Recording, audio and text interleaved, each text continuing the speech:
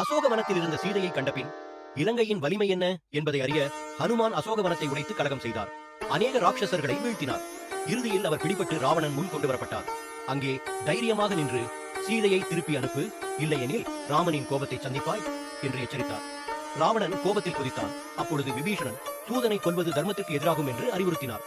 ராவணன் கொலை செய்யாமல் அவனது வாலில் தீ வையுங்கள் என்று ஆணையிட்டான். ராட்சசர்கள் ஹனுமானின் வாலில் துணிகளை கட்டி எண்ணெய் ஊற்றி தீ வைத்தனர். அவரை நகரம் முழுவதும் இழுத்துச் சென்றனர். நகர மக்கள் கேலி செய்தனர். இந்த செய்தி அசோக வாட்டிகையில் இருந்த சீதைக்கு சென்றது. அவள் அக்னி தேவனை நோக்கி பிரார்த்தித்தாள். நான் பதிவிரதை என்றால், என் கணவன் தர்மவான் என்றால், இந்த தீ ஹனுமானுக்கு குளிர்ச்சியாக இருக்கட்டும். தீ பற்றி இருந்தாலும் ஹனுமான் எரிவதை உணரவில்லை. அது குளிர்ந்த காற்றை போல் இருந்தது. அவர் உடனே சிறிய உருவத்திலிருந்து பெரிய உருவமாக மாறி கட்டுகளை அவிழ்த்தார். அதன்பின் மதில்களிலிருந்து மாளிகைகள் வரை தாவி வீடு வீடாக தீ வைத்தார். ராவணனின் அரண்மனை, அரச மாளிகைகள், படை முகாம்கள் அனைத்தும் தீப்பற்றி எரிந்தன.